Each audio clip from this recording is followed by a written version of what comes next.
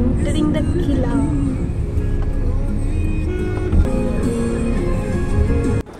গোয়ালিয়র দুর্গে প্রবেশ করার মুহূর্তে ডান দিকে চোখে পড়ল গোপাচল পাহাড়ে ভগবান আদিনাথের 58 ফুটের উঁচু মূর্তি।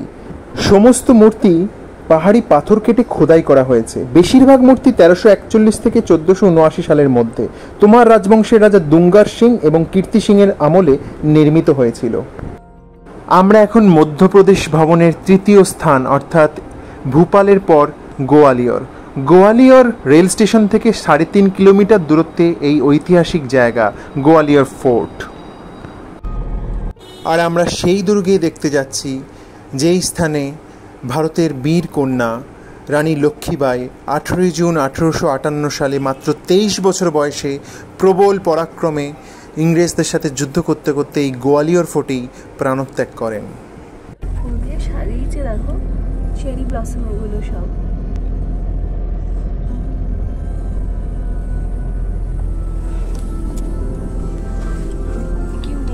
लक्ष्मीबाई इसी किले से कूदी थी जब अंग्रेज पड़े थे ना उसके पीछे।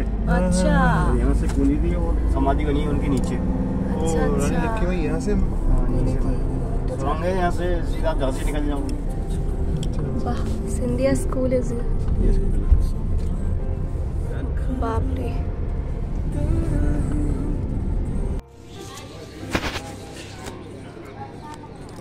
आ गए हैं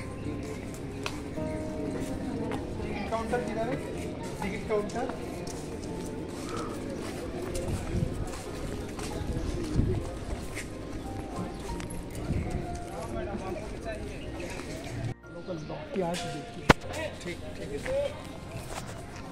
কি বললো তুমি কিছু বুঝে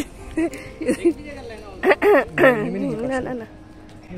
আমরা এখন গোয়ালিয়র দুর্গের মধ্যে প্রবেশ করতে চলেছি। এই গোয়ালিয়র দুর্গের নাম গোয়ালিয়র কেনই বা হলো তার একটা গল্প রয়েছে। গোয়ালিয়র দুর্গ নির্মাণের সঠিক সময়কাল অনিশ্চিত। স্থানীয় কিংবদন্তি অনুসারে দুর্গটি 600 খ্রিস্টাব্দে সুরত সেন নামে স্থানীয় রাজা দ্বারা নির্মিত হয়। গোয়ালিব নামে একজন ঋষি তাকে দুর্গের মধ্যে অবস্থিত একটি পবিত্র পুকুরের জল পান করালে তিনি কুষ্ঠরোগ থেকে আরোগ্য লাভ করেন। কৃতজ্ঞ রাজা তার নামে একটি দুর্গ নির্মাণ করেন এবং ঋষি রাজাকে পাল বা রক্ষক উপাধি প্রদান করেন এবং বলেন যে যতদিন তারা এই উপাধি বহন করবেন ততদিন দুর্গটি তার পরিবারের দখলে থাকবে। সুরত সেন পালের 16 জন বংশধর দুর্গটি নিয়ন্ত্রণ করেছিলেন, কিন্তু 17তম, যার নাম তেজকরণ, তিনি এটি হারিয়ে ফেলেন। সাম্রাজ্য বছরের পর বছর যেমন হাত বদল হয় তেমনি এই দুর্গের মালিকানাও হাত বদল হয়েছে শতাব্দীর পর শতাব্দী। শতাব্দীর পর থেকে মুসলিম রাজবংশগুলি বেশ কয়েকবার দুর্গটি আক্রমণ করে। 1022 খ্রিস্টাব্দে গজনির মাহমুদ 4 দিন ধরে দুর্গটি অবরোধ করেন।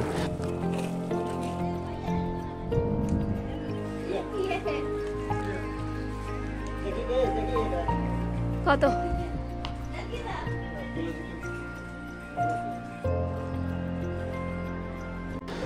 এরপর ঘুরির ঘুরি শাসক মুহাম্মদের একজন জ্যেষ্ঠ দাস বাহাউদ্দিন তৌরগিল দীর্ঘ অবরোধের পর 1196 সালে দুর্গটি দখল করেন। 1232 সালে ইলতুৎমিশ কর্তৃক এটি পুনরুদ্ধারের আগে দিল্লি সুলতানি অল্প সময়ের জন্য দুর্গটি হারায়।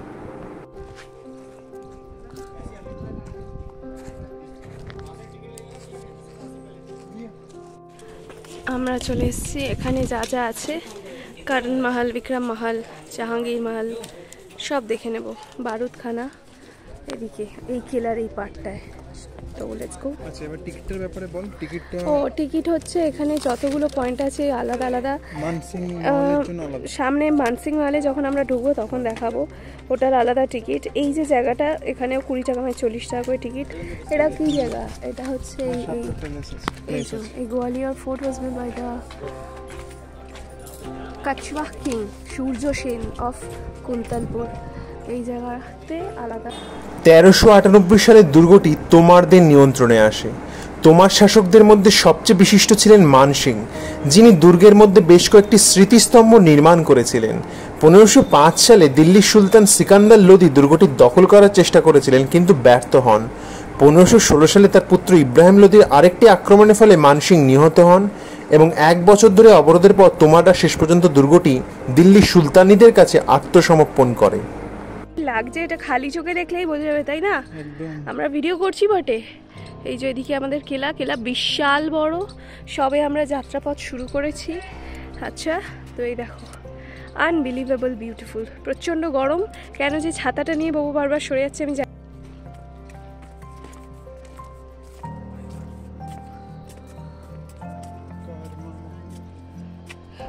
দেখে হ্যাঁ, উঁচু নিচু আছে। কর্ণমহল, চলো। কর্ণমহলটা কি এখানেই দেখাচ্ছে, এইটা কর্ণমহল, আমরা উঠবো।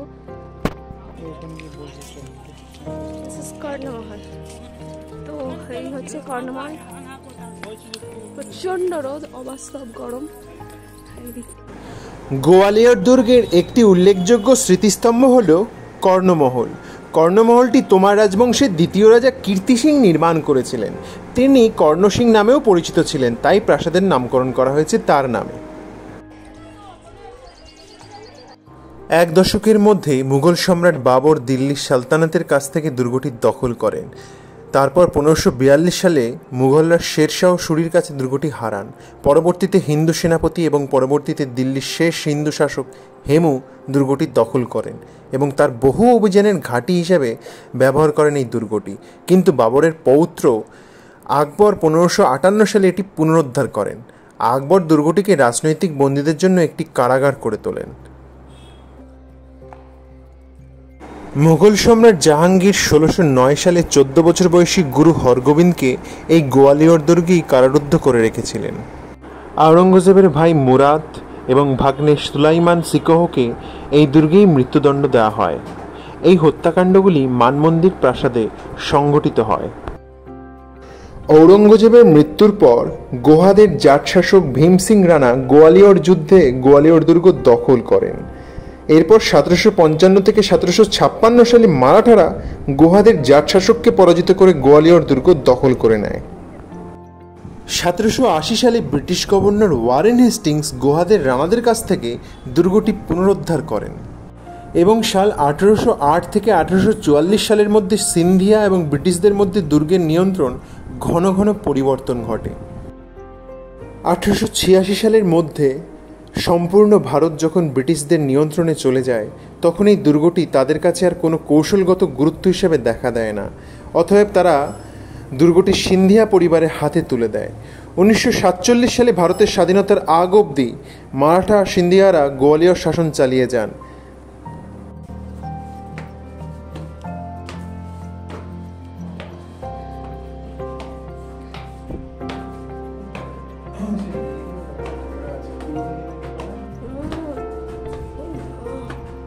এই দেখো, এইখান থেকে দেখবে, এই সিঁড়ি দিয়ে আমরা উঠেছি। হ্যাঁ, উঠে এবার এখানে সব পাহারাদারেরা বসে থাকতো। এই দেখো, এখানটা দেখো বাবু, পুরো ডেপথ। ই বাবা, এই এটাও সিঁড়ি, গুপ্ত সিঁড়ি। মানে এই সিঁড়ি দিয়ে আমরা এদিক দিয়ে এসেছি। হ্যাঁ, এই পার্টিকুলার জায়গাটায় তাড়াতাড়ি আসতে গেলে গুপ্ত সিঁড়ি দিয়ে আসা যাবে। আর তারা মানে তুমি আমি পারবো না এখান থেকে লাফ কাটতে। ও মাই গড, এই গুপ্ত সিঁড়িটা দিয়ে উঠতে হবে একবার। খেলার ভিতর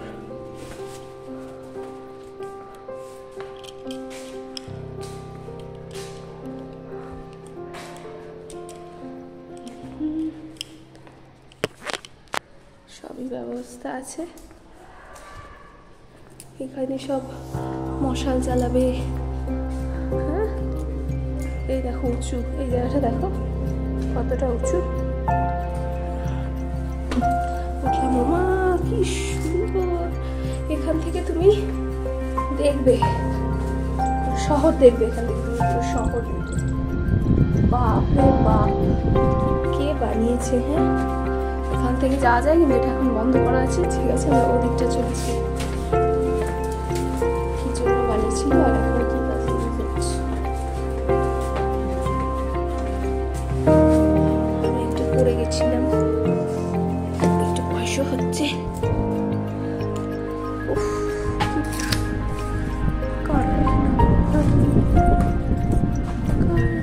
এখানটায় যাওয়া যাক। এখানেও সিঁড়ি করা আছে। এ বাবা, এই সিঁড়িটা তো বাবা খুব পাতলা মনে হচ্ছে। উঠে পড়ি। কবেকার আউটলেট বানানো নিশ্চয়ই। নাও,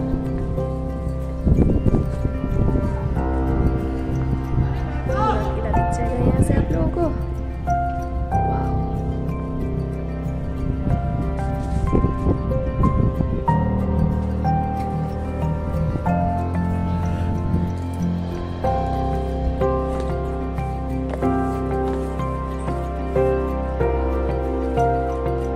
জিনিসপত্র রাখারও জায়গা ছিল। কি ফাটাফাটি গো।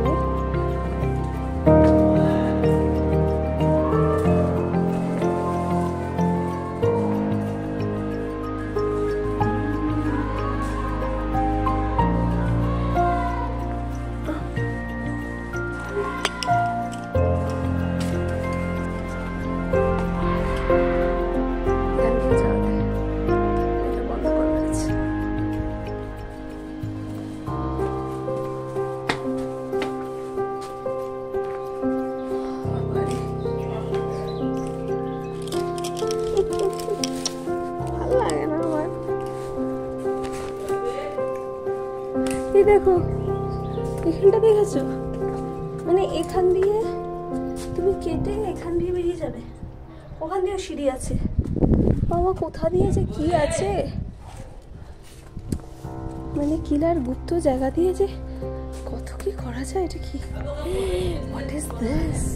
ভালো বাবা, এটা বন্ধ করে দিয়েছে, নইলে আমি তো সবার আগে নদী দিয়ে পড়তাম। এখানে এরকম রয়েছে অনেক কিছু।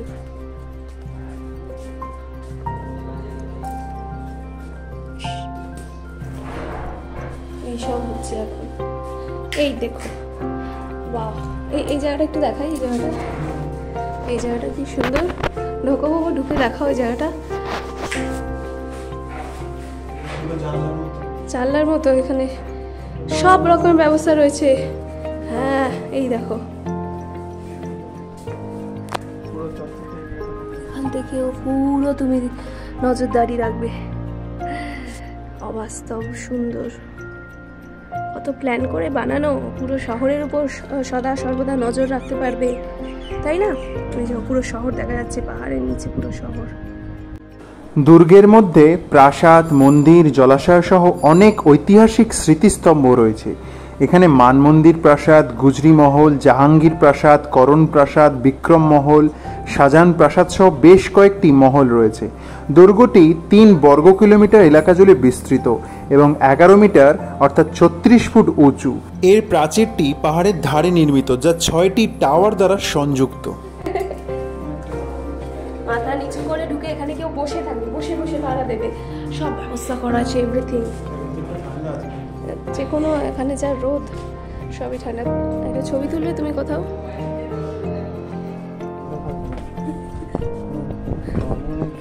ও মা, এই ধরবে কিলা অন্ধকার। আমার যেতে ভয় লাগছে ওখানে।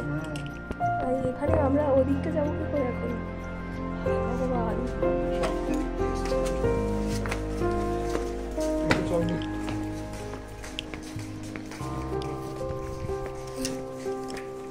ভাই খুব খাড়াই। এইখানে রান্না বান্নার বোধহয় ব্যবস্থা করা ছিল। উঠবে না গিয়ে? খুব খাড়াই, আমি উঠতে পারবো না, আমার ভয় লাগছে। হাত পা ভেঙে ফেলবো। হ্যাঁ, কেল্লার মধ্যে এমন এমন জায়গা আছে যেগুলো আমরা জানি না, হারিয়েও যেতে পারি, খোঁজও করতে পারবে না। হ্যাঁ,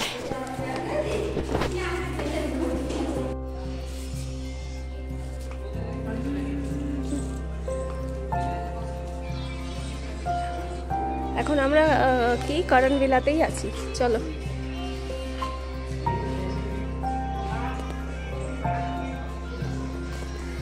দুর্গের 2টি ফটক রয়েছে, একটি উত্তর পূর্ব দিকে লম্বা প্রবেশপথ সহ অন্যটি দক্ষিণ পশ্চিমে। প্রধান প্রবেশপথ হলো অলঙ্কৃত হাতি ফটক বা হাতি পোল, অন্যটি হলো বাদলগড় ফটক। মানমন্দির প্রাসাদ বা দুর্গের উত্তর পূর্ব প্রান্তে অবস্থিত এটি। এটি 15 শতকে নির্মিত হয়েছিল আর 1648 সালে সংস্কার করা হয়। দুর্গের জলাশয় বা জলাধারগুলি 15,000 শক্তিশালী সৈন্যকে জল সরবরাহ করতে পারত, যা দুর্গটি সুরক্ষিত করার জন্য প্রয়োজনীয় সংখ্যা।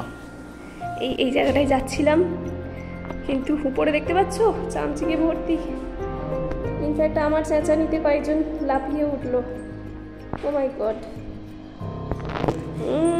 সব জায়গায় ঢোকার জায়গা নয়। আর কবেকার কিলা, ওই যে জায়গাটা, ওই যে অন্ধকার ঘুটঘুটে। ও মাই গড, ভর্তি চামচিকে, আর ওদিকটা অন্ধকার ঘুটঘুটে।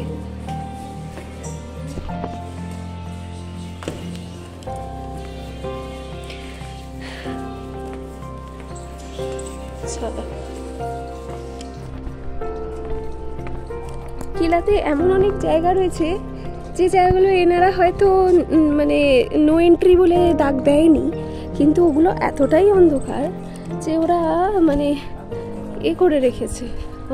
ওরা জানে যে আমরা যেতে পারবো না।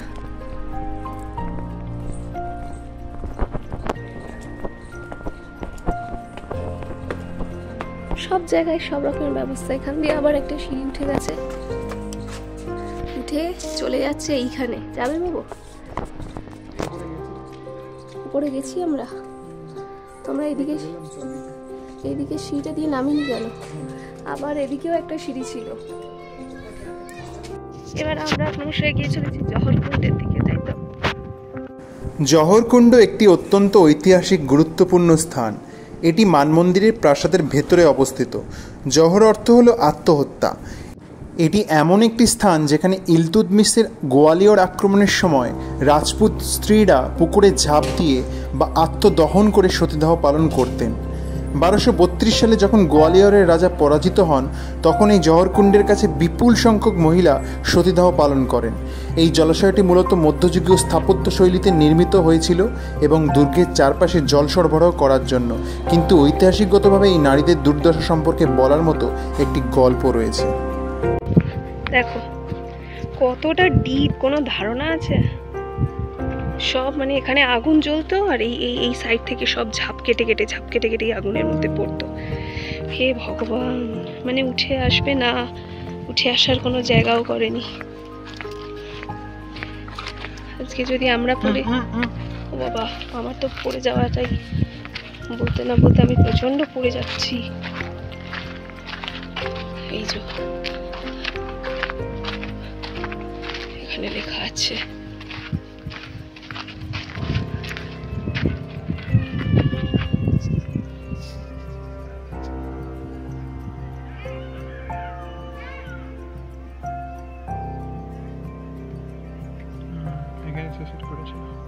মুসলিম attack on Gwalior fort Iltutmish, so that Jauhar Kund নাম হয়েছে। আগে মানে বলছে এখানে জল স্টোর থাকতো, ওয়াটার ট্যাঙ্ক টাইপের, সেই জল সবার প্যালেসে যেত। কিন্তু যখন মুসলিম অ্যাটাক হয় তখন সবাই এখান থেকেই ছাপ কেটে সুসাইড করে নিয়েছিল। মা গো মা।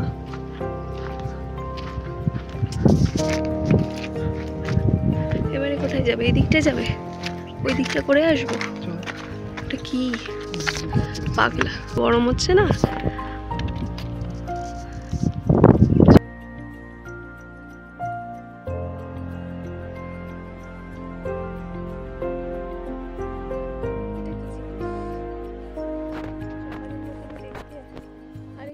ভারতের ঐতিহাসিক দুর্গগুলির মধ্যে গোয়ালিয়র দুর্গটি রাজপুত, শেরশাহ সুরি, মুঘল, মারাঠা, শিখ এবং জৈন সংস্কৃতির সাথে সংযোগের কারণে টাইপোলজি এবং স্টাইলিস্টিক বৈচিত্র্যের সবচেয়ে সমৃদ্ধ ভাণ্ডার প্রদর্শন করে। এটি স্থাপত্য এবং শৈল্পিক সংমিশ্রণের একটি অসাধারণ উদাহরণ, যা বিভিন্ন শতাব্দীর আঞ্চলিক এবং সাম্রাজ্যবাদী শাসনের মাধ্যমে আন্তঃসাংস্কৃতিক বিনিময় দেখায়। এর প্রাসাদ কাঠামো, যেমন মানমন্দির, ভারতের অন্যান্য সমসাময়িক প্রাসাদ কাঠামোর মধ্যে শৈল্পিক অভিব্যক্তি এবং উদ্ভাবনের ক্ষেত্রে অতুলনীয়, এবং বুন্দেলা রাজপুত ও মোঘলদের দ্বারা নির্মিত পরবর্তী প্রাসাদ কাঠামোর জন্য একটি রেফারেন্স হিসেবে কাজ করে। এটি দুর্গটি গোপাচল নামক এক নির্জন পাথুরে পাহাড়ের ওপর বিন্ধ বেলে পাথরের একটি অংশের ওপর নির্মিত। এই বৈশিষ্ট্যটি দীর্ঘ, পাতলা এবং খাড়া। গোয়ালিয়র পর্বতমালার শিলা গঠনের ভূতত্ত্ব হল বেসাল দিয়ে আবৃত গেরুয়া রঙের বেলে পাথর।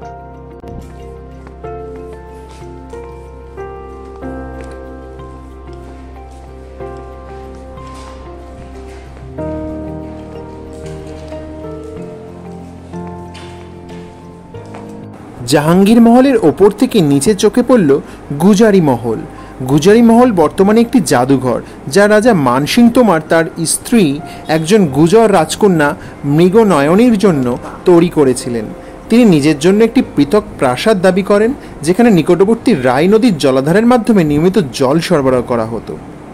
নিচে শহরাঞ্চল, কি অবস্থা না? চলো। যার সর্বোচ্চ স্থানে একটি অনুভূমিক স্তর রয়েছে, যার উচ্চতা 342 ফুট। স্তরটি একটি লম্ব খাড়া অংশ তৈরি করে। প্রাসাদের কাছ থেকে একটি ছোট নদীর স্বর্ণরেখা প্রবাহিত হয়।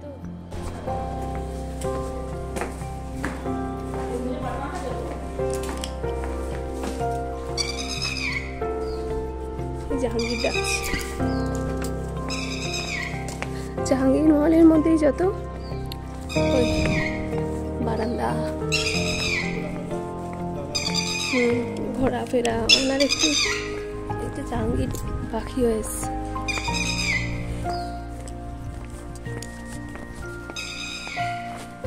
অনেক বড় চড়া, তাই না?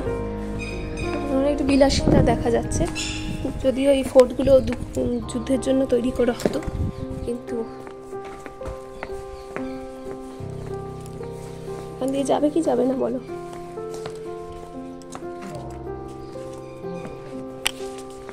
ওরা এখানে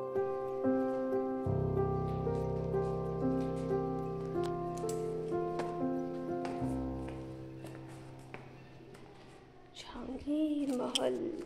চলো, এবার আমরা এসে পড়েছি বিক্রম মহলে, যা বিক্রম মন্দির নামেও পরিচিত, কারণ এখানে একসময় শিবের মন্দির ছিল। মহারাজা মানসিংহের জ্যেষ্ঠ পুত্র বিক্রমাদিত্য সিং নির্মাণ করেছিলেন। তিনি শিবের ভক্ত ছিলেন। মুঘল আমলে মন্দিরটি ধ্বংস হয়ে যায়, কিন্তু এখন বিক্রম মহলের সামনে খোলা জায়গায় এটি আবার পুনঃপ্রতিষ্ঠিত হয়েছে।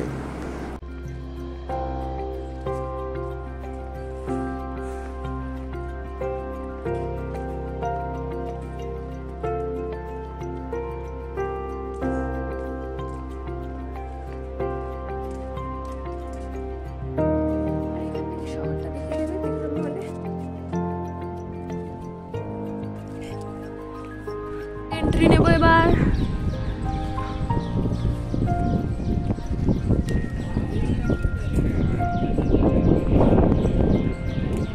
মানসিং প্রাসাদের অভ্যন্তর দেখার জন্য প্রাসাদের প্রবেশপথের বিপরীতে অবস্থিত একটি ছোট টিকিট অফিস বা টিকিট কাউন্টার আছে। এই টিকিটটি একটু দূরে অবস্থিত শ্বাসবাহু মন্দির এবং তেলিকা মন্দিরের প্রবেশের জন্য বৈধ। এটি একমাত্র জায়গা যেখানে আপনি 3টি স্মৃতিস্তম্ভের টিকিট পেতে পারেন একসাথে। মানসিক প্রাসাদটি 1486 থেকে 1516 সালের মধ্যে নির্মিত হয়েছিল এবং প্রায়শই এটিকে ভারতের যে কোনো স্থানের প্রাচীন হিন্দু প্রাসাদের সবচেয়ে উল্লেখযোগ্য এবং আকর্ষণীয় উদাহরণ হিসেবে বর্ণনা করা হয়। এটি মাটির উপরে 2 তলা এবং মাটির নিচে 2 তলা রয়েছে। 2টি খোলা উঠোন রয়েছে, যার চারপাশে সুন্দরভাবে সজ্জিত সিলিং সহ কক্ষের স্যুটও রয়েছে।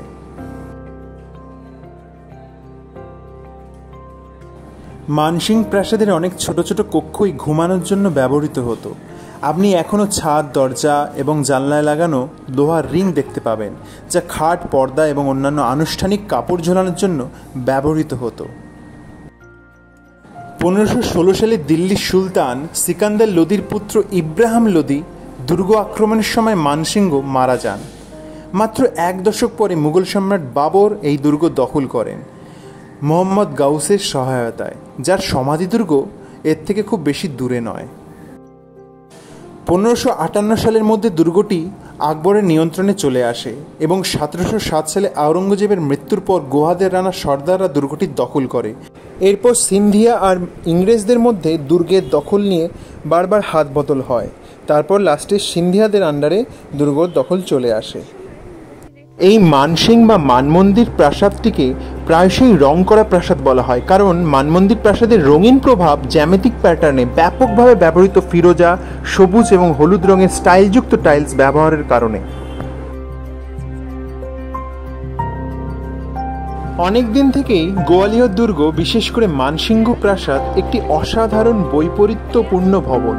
প্রাসাদের চমৎকার বাহ্যিক স্থাপত্য, এর ফিরোজা, হলুদ এবং সবুজ টাইলস, ভিতরের জাঁকজমকপূর্ণ উঠোন আর কক্ষগুলির জটিলতা এই ভবনের অন্ধকার রহস্য সম্বন্ধে আপনাদের খুবই কম ধারণা থাকবে। সেই অন্ধকার রহস্যগুলি উন্মোচন করতে হলে আপনাকে মাটির নিচে যেতে হবে। জটিল সিঁড়িগুলোর একটি সিরিজ সম্পূর্ণ ভিন্ন জগতে নিয়ে যায় এবং সম্ভবত ওপরে সব কিছু বিবেচনা করে একটি অপ্রত্যাশিত জগৎ, একটি অন্ধকূপ। দুর্গে মুঘল ও রাজপুত উপাদানের স্থাপত্য মিশ্রণ স্থাপত্য উপাদানের সাংস্কৃতিক ও স্থাপত্যিক মিশ্রণকে চিত্রিত করে, যার মধ্যে মোজাইক টাইলস, পাথরের জালি নকশা, পাথরের স্তম্ভ এবং বন্ধনী ও গম্বুজযুক্ত বুরুজগুলি অসাধারণ শৈল্পিক অভিব্যক্তির সাথে দেখতে পাওয়া যায়, যা অন্য কোথাও দেখতে পাওয়া যায় না। দুর্গের স্থাপত্য বিভিন্ন রাজবংশের শিল্প, অগ্রগতি এবং উদ্ভাবনের প্রতিফলন ঘটায়। মানমন্দিরের সর্পবন্ধনীর মতো ব্যতিক্রমী পাথর খোদাই করা উপাদানগুলি পরবর্তীকালে চান্দেরির বুন্দেলা স্থাপত্য এবং ফতেপুর সিক্রির সেলিম চিস্তি দরগায় এই একই রকম রূপ ধারণ করেছে। গোয়ালিয়র দুর্গের কৌশলগত অবস্থান এবং প্রতিরক্ষামূলক কাঠামো পরবর্তী শাসকদের দ্বারা উন্নত করা হয়। সুউচ্চ দেয়াল, ফটক এবং দুর্গগুলি তোমার রাজপুত ও মুঘলদের সামরিক কৌশল প্রতিফলিত করে। সিঁড়ি দিয়ে আমরা নিচে নামলাম, একদম নিচে দ্বিতীয় মঞ্জিলে। আলো আসছে সুন্দর ডান দিকে, এই যে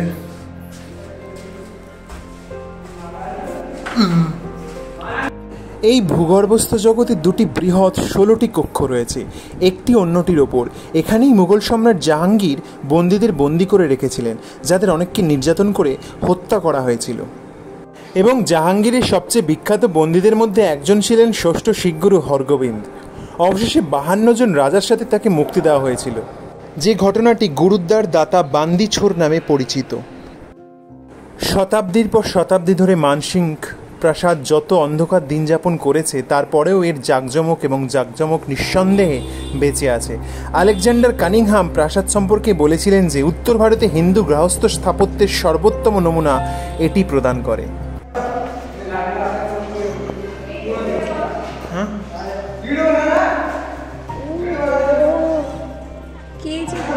কোথায় দাঁড়িয়ে থাকবে বুঝতেও পারবে।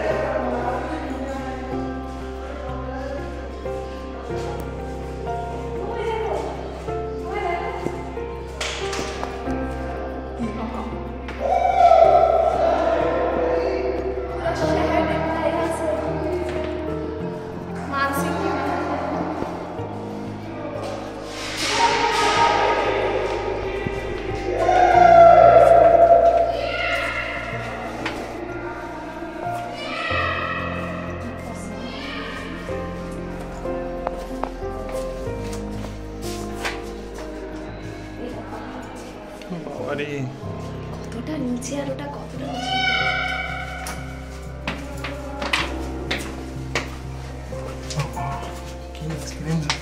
সেইখানে ফিরে এলাম নাকি?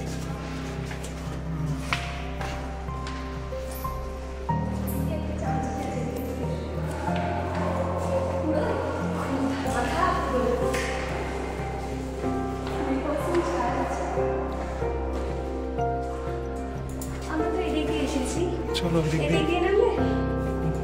পারবি? আমি জানি না, আওয়াজ পাচ্ছিস ওদিকে নিচে?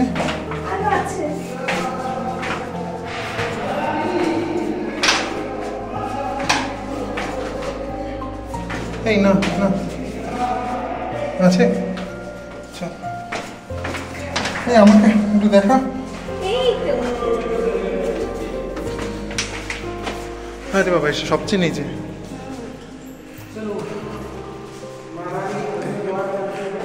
বাবা তো কি তাকা।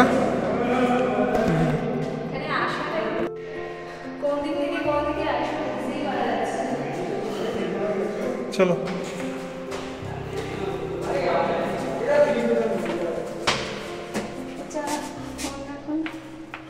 চল।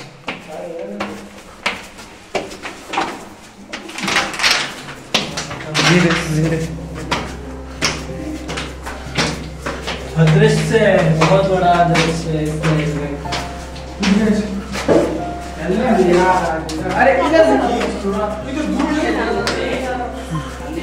আমরা এখন এই মুহূর্তে দাঁড়িয়ে আছি দক্ষিণ পূর্বে অবস্থিত হাতিপোল গেটের সামনে, যেটি মানমন্দির প্রাসাদে নিয়ে যায়। এটি 7টি দরজার সিরিজের শেষ দরজা। এটি একটি পূর্ণাঙ্গ হাতির মূর্তির নামে নামকরণ করা হয়েছে, যা একসময় দরজাটিকে শোভিত করেছিল। গেটটি পাথর দিয়ে তৈরি ছিল এবং নলাকার টাওয়ারগুলি কপলা গম্বুজ দিয়ে মুকুটযুক্ত ছিল। খোদাই করা প্যারাপেটগুলি গম্বুজগুলোকে সংযুক্ত করে। দুর্গের চমৎকার বাইরের দেয়ালগুলি এখনও দাঁড়িয়ে আছে, 2 মাইল লম্বা এবং 35 ফুট উঁচু, যা ভারতের সবচেয়ে অজেয় দুর্গগুলির মধ্যে একটি হিসেবে এর খ্যাতির সাক্ষ্য দেয়। এই মনোমুগ্ধকর কাঠামোর জন্যই হয়তো সম্রাট বাবর এই গোয়ালিয়র দুর্গকে হিন্দের দুর্গগুলির মধ্যে মুক্তা হিসাবে বর্ণনা করেন।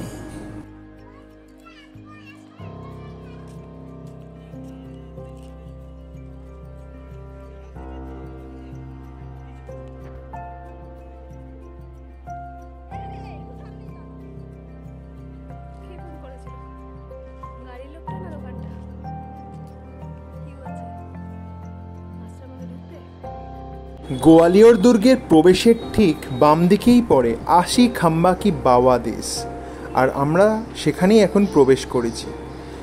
এটি তার সময়ের অপূর্ব স্থাপত্য দক্ষতার প্রমাণ হিসেবে দাঁড়িয়ে আছে। এই ঐতিহাসিক ল্যান্ডমার্কে বাওয়াদিস নামে পরিচিত জটিল নকশা করা ধাপের কূপের একটি সিরিজ রয়েছে, যা কেবল জল সরবরাহ ব্যবস্থা হিসেবেই কাজ করেনি, বরং স্থানীয়দের জন্য একটি সামাজিক সমাবেশের স্থানও ছিল। মার্জিত খিলান এবং পাথরের ওপর বিস্তারিত খোদাই করা মধ্যপ্রদেশের সমৃদ্ধ সাংস্কৃতিক ঐতিহ্যকে প্রতিফলিত করে, যা এটিকে ইতিহাসপ্রেমী এবং নৈমিত্তিক ভ্রমণকারীদের জন্য একটি অপরিহার্য স্থান হিসেবে গড়ে তোলে। বাওয়াদির চারপাশে শান্ত পরিবেশ দর্শনার্থীদের শহরের কোলাহল থেকে দূরে শান্ত পরিবেশে অবসর সময় হাঁটতে এবং ডুবে যেতে উৎসাহিত করে। এই মনোমুগ্ধকর স্থানটি অন্বেষণ করার সময় অত্যাশ্চর্য কারুশিল্প এবং প্রতিটি কোণে লুকিয়ে থাকা গল্পগুলির প্রশংসা করার জন্য আপনার সময় বের করতে ভুলবেন না। এবং তার সাথে সাথে এই সাইটটি ফটোগ্রাফির জন্য অসংখ্য সুবিধাজনক স্থান প্রদান করে, বিশেষ করে সূর্যোদয় এবং সূর্যাস্তের সোনালি সময়ে, যখন আলো কাঠামোর উপর একটি জাদুকরী আভা ফেলে। উপরন্তু আধুনিক জীবনের কোলাহল থেকে বাঁচতে আগ্রহীদের জন্য এই অবস্থানটি একটি শান্তিপূর্ণ অবকাশ হিসেবে কাজ করে।